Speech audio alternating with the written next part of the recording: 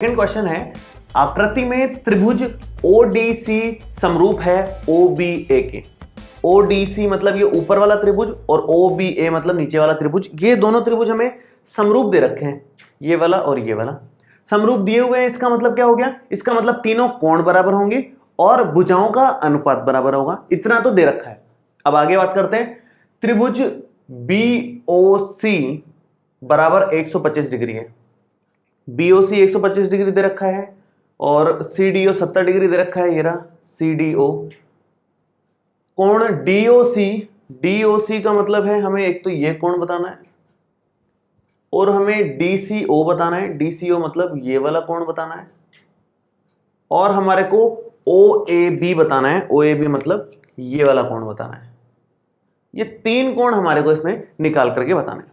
ठीक है, तो सबसे पहले तो यही डीओसी के बारे में बात करेंगे। डीओसी मतलब ये पास वाला कोण, ये डायरेक्ट निकल जाएगा। आप 9th क्लास का अगर आपको याद हो तो एक रेखा पर दो कोण अगर बन रहे हैं, एक कोण यहां पर और एक कोण यहां पर, तो इन दोनों कोणों का योग कितना होता है? मान लो ये x है, ये y है। एक सरल रेखा पर अगर दो कोण बन रहे हैं तो रैखिक कोणों का योग 180 डिग्री होता है। ये आपने 9th क्लास में पढ़ा है।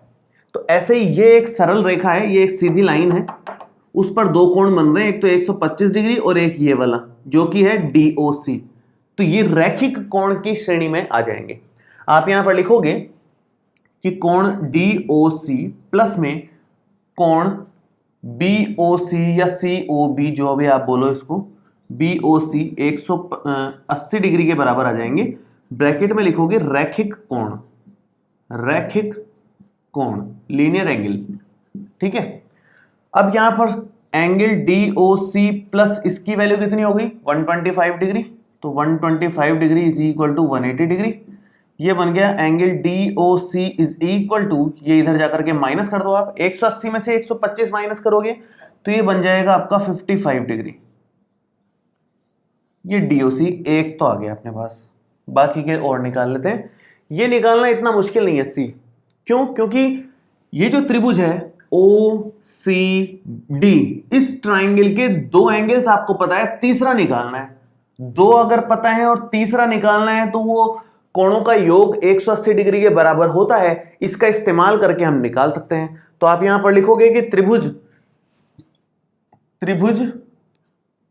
DOC में कोणों का योग 180 डिग्री के बराबर आएगा। तो कोणों का योग मतलब एक तो 70 डिग्री प्लस एक ये हमने अभी भी निकाला 55 डिग्री प्लस DCO, तो एंगल DCO बराबर 180 डिग्री। अब टोटल कर लो और चेक कर लो क्या आ रहा है। 70 प्लस 55 ये बनता है 125 डिग्री और ये कोण DCO बराबर 180 डिग्री।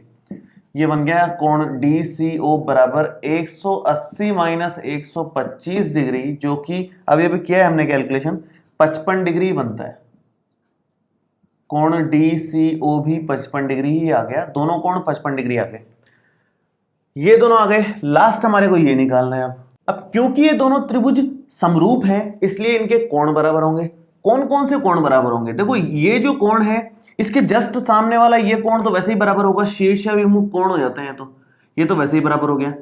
ये Z जैसा लग रहा है आपको, Z जैसा लग रहा है, हालांकि उसने समांतर रेखाएं नहीं दे रखी, लेकिन Z जैसा लग रहा है तो जाहिर सी बात है ये वाला कोण इस वाले के बराबर होगा। ये दोनों बराबर हो जाएंगे और ये वाला 70 के बराबर हो जाएगा।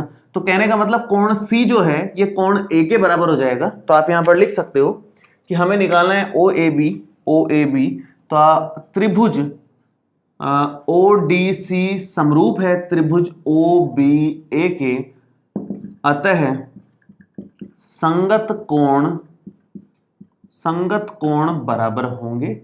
संगत कोण बराबर होंगे तो आप क्या लिखोगे? आप लिखोगे कि कोण OAB बराबर होगा DCO के। कोण DCO के, तो कोण OAB बराबर आ जाएगा DCO मतलब 55 डिग्री के। 55 डिग्री। मैंने आपको पिछले वाली क्लास में बताया था लास्ट लेक्चर में डिस्कस किया था कि जहां जेड बन जाता है उसको क्या बोलते हैं हम, एकांतर कोण। तो इस तरह का कोण बन रहा है ये एकांतर जैसा, तो ये और ये कोण समान आएगा। तो तीनों जो उसने पूछे थे तीनों के तीनों ही 55 आए, ये 55 आया, ये 55 आया, ये भी 55 आ गया। ठीक है, तो आसान प्रश्न था, कोई खास मुश्किल बात नहीं थी।